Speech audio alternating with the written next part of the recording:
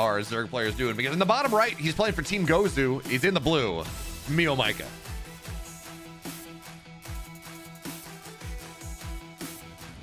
And his opponent, all the way in the top left-hand corner of Site Delta. In the red, it's MacSed.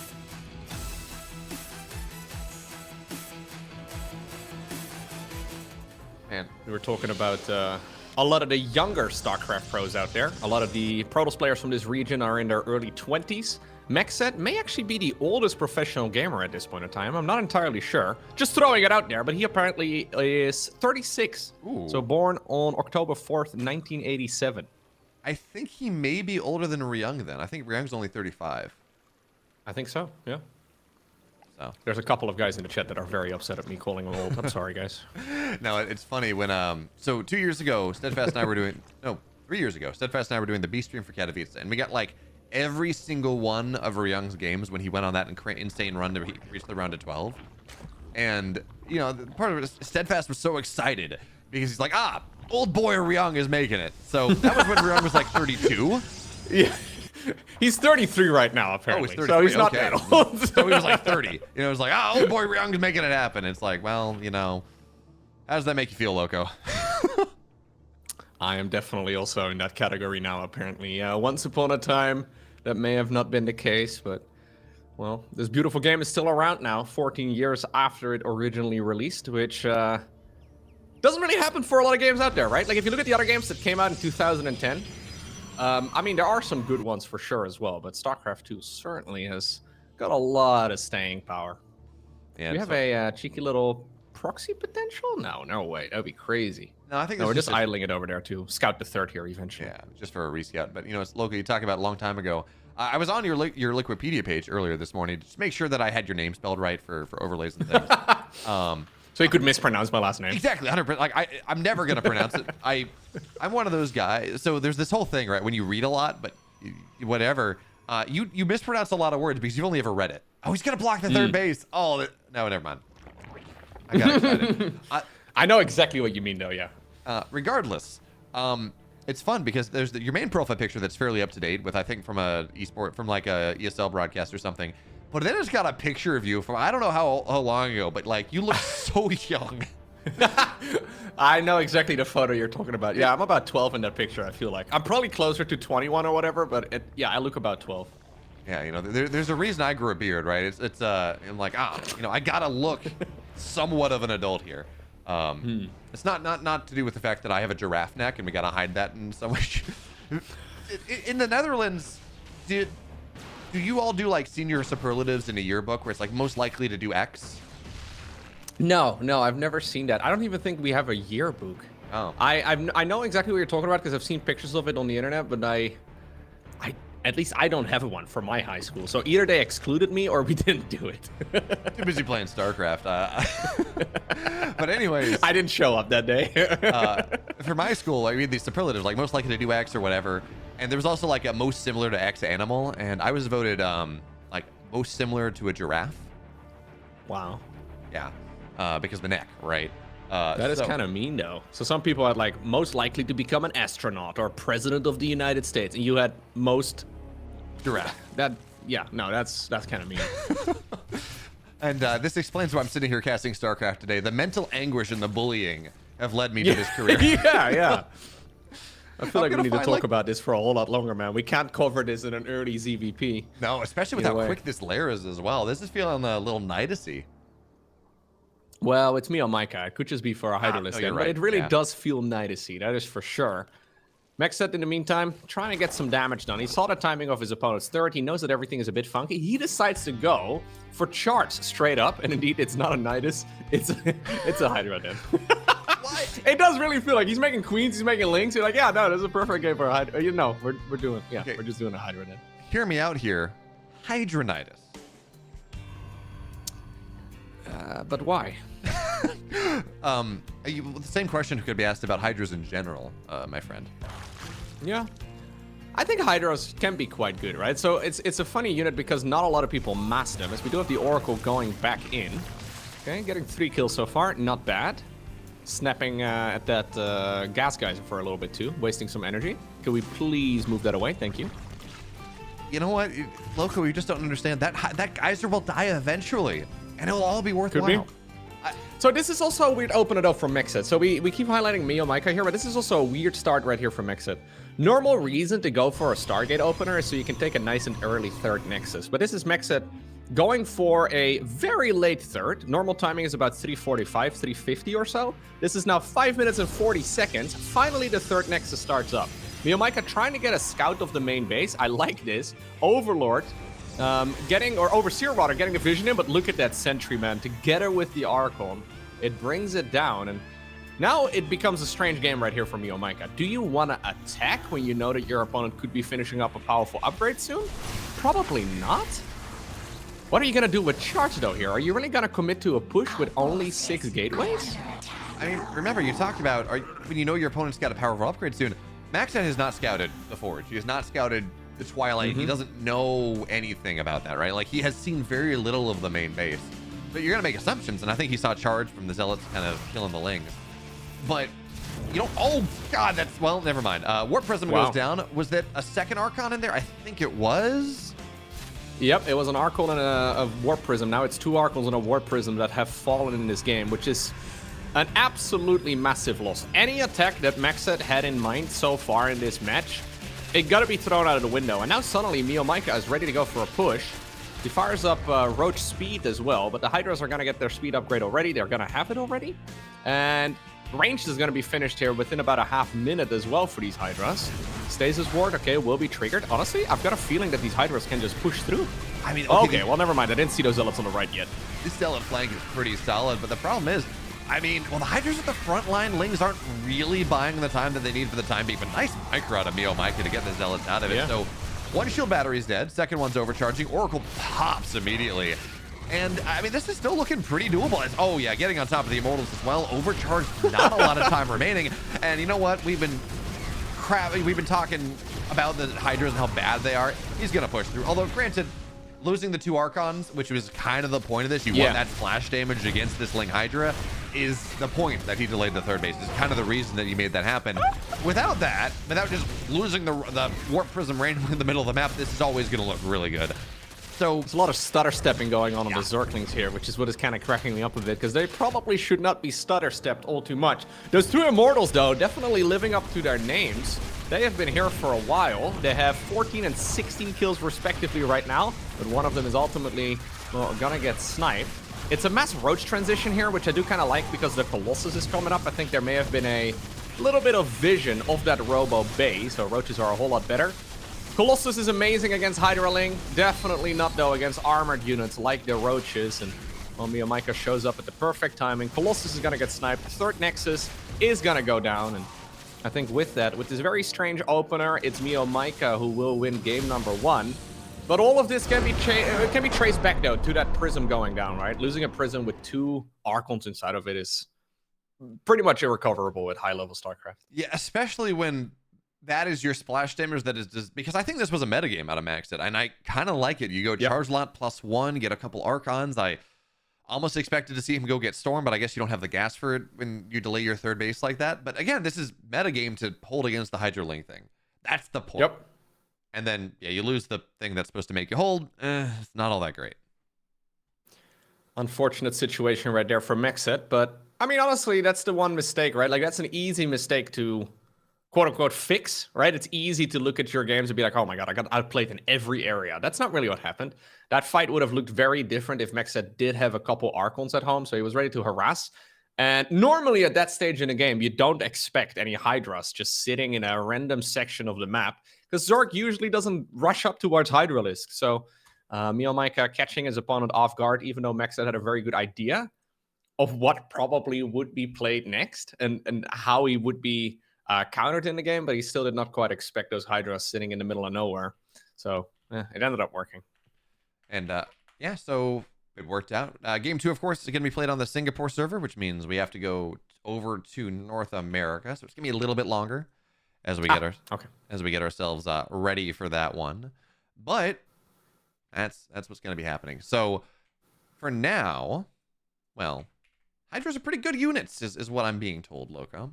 That seems pretty fun.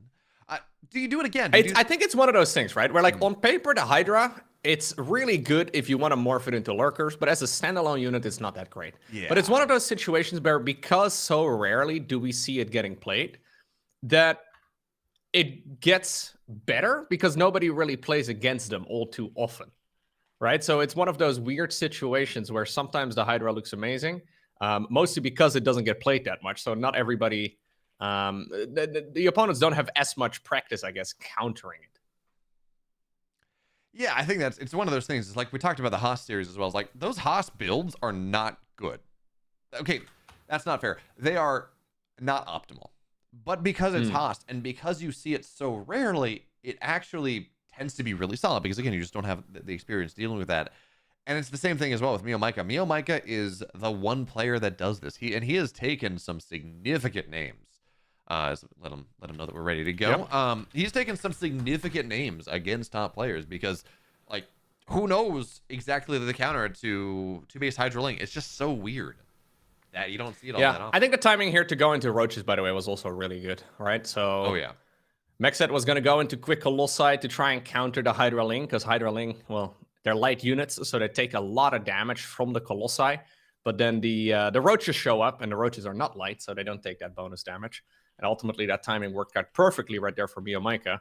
MeomaikA has been he's been playing Hydras for years. He knows all the ins and outs, and as long as he is the only one really playing that strategy frequently, I can imagine that he's going to find a lot of success. It's one of those weird things where I feel like if more pro gamers would play Hydras, I feel like the strategy would probably be less successful. Yeah, I think that's fair. It's also one of those things where we did start to see some players try to go and take advantage of it, right? Or start to play with these things more. MeomaikA went to Katowice. He successfully lobbied to try to convince that, well, maybe Hydras are not as bad as they say they are. And we started to see some more players make it happen, and it kind of did. I think we can actually draw. You know what, Loco? We got to figure it out. We can draw a direct line between MeomaikA going to Katowice and exposing people to the Hydras, and all of a sudden, the MeomaikA results have started to fall down just a little bit. Clearly, because he told Lambo about it. I'm sure Lambo truly believes in the Hydra now. 100%. Certainly. Any moment. Any moment. Game number 2. We find ourselves on Oceanborn. Man right here, 1-0 behind. It is MacSed. And in the upper left, the king of SCA, the king of the Hydra, it's MeomaikA.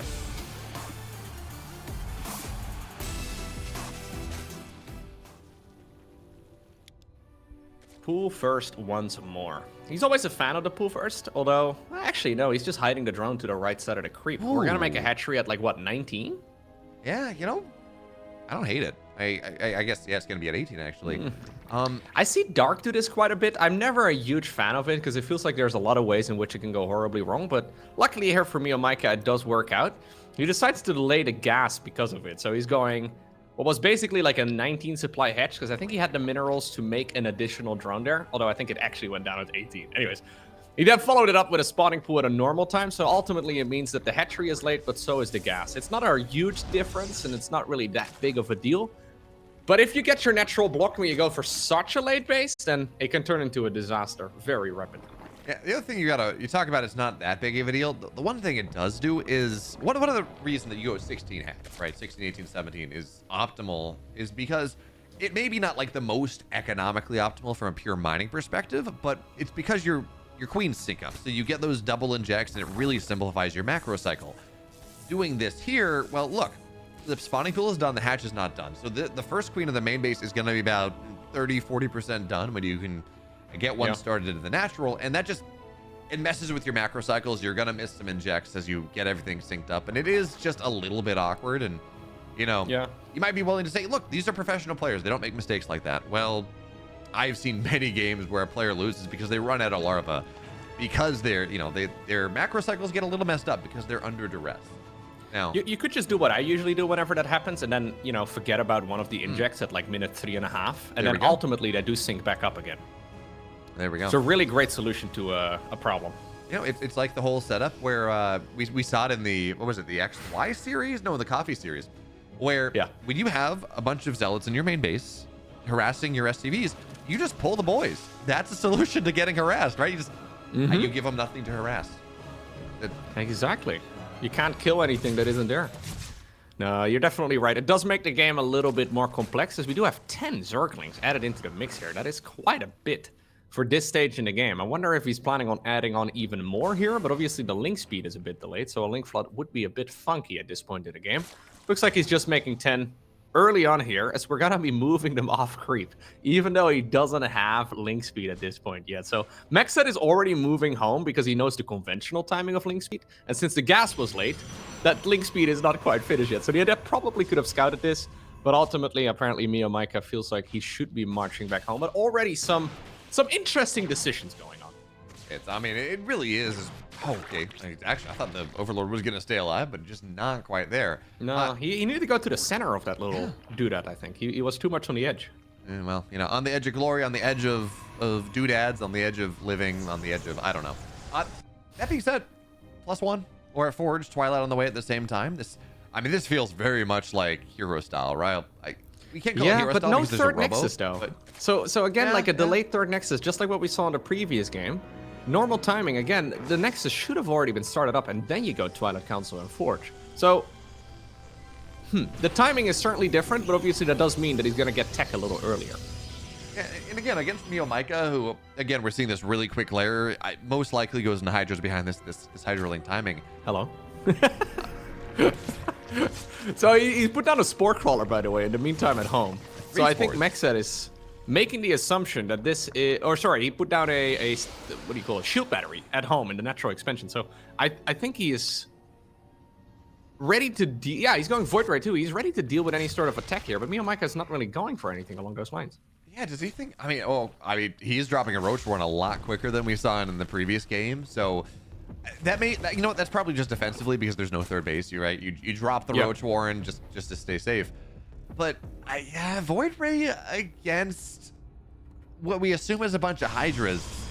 I think both players are trying to play defensively, which makes this game very awkward right now. Because both of them are expecting that the opponent is going to all in. So that's why we have the Roach Warren coming up, and MacSed is going for a shield battery at home because he's afraid that he's going to get all in. Ultimately, though, I think we're going to end up with just an Archon Zealot-based army, and Roach Ravager, or Roach Hydra, I guess, is really good against that. That it is, but there's a world where MacSed might be able to hit this timing before the units of MeomaikA are out. He's got his Warp Prism done. Charge. He's not going to have charge, though, so I guess that's really not true. He's going to have some maybe harassment potential. He's going to go for an Archon drop, and this time try not to lose his Archon. But Lings make a really nice move in here. They're going to get damage done on the units on the ground. Warp Prism tries to save them, but not enough. And, you know, I kind of thought he was going to try to stick on that third base a little bit more. I think he could kill it. I think he could have gotten the cancel with just how much was on the ground. But anyway, he knows that there's a third base up. He knows there are Archons there. He knows that there's a Void Ray. And again, he's built a lot of these Roaches, but we should start to see Hydras getting pumped out a little bit more. And composition versus composition. You're right, Loco. Roach Hydra versus this Charge Lot Archon delayed economy setup for MacSed. I like the potential for MeomaikA just that much more. Yeah, at the same time, MeomaikA's economy is also nothing amazing, right? So both players have really slowed down their economies early on to try and stay safe. And I wonder if one of them could have been a lot greedier in the end, right? When you're obviously dealing with limited information and you're always trying to make the best of the limited information, it can be easy to judge the players from a distance. But yeah, MacSed is going to be able to continue building up his own economy here. It goes for the Robo Bay. So he really has no intention on being aggressive just yet, despite the fact that Charge and then also the +1 upgrade all finished up right around the same time. He is happy to sit back. And that means that the ball is back in MeomaikA's court. He could probably drone straight up to like 4 base economy if he really feels like it. So there's the 4th hatchery coming up. I've just got a feeling MeomaikA is very likely to do a move out in a little bit here. Yeah. He does have Roaches with Hydras coming. There's once again a Prism, by the way, moving across, or at least, no, it's just hanging out on the high ground to maybe deal with any sort of Hydra push that could be coming up. I do love this double Robo as well. That realistically, that likely signals Disruptors, not Colossus. Just again, double Robo Disruptors are cheaper. But getting this heavy amount of splash damage is so important against this army. Hydras are good. I mean, as much as you can say Hydras are good, when there's no splash. When you add in Colossus or Disruptors, or I mean, Storm is the dream there. they melt so very quickly. This is a scary army down here from MacSed. How much is there actually for the Zerg to defend right now?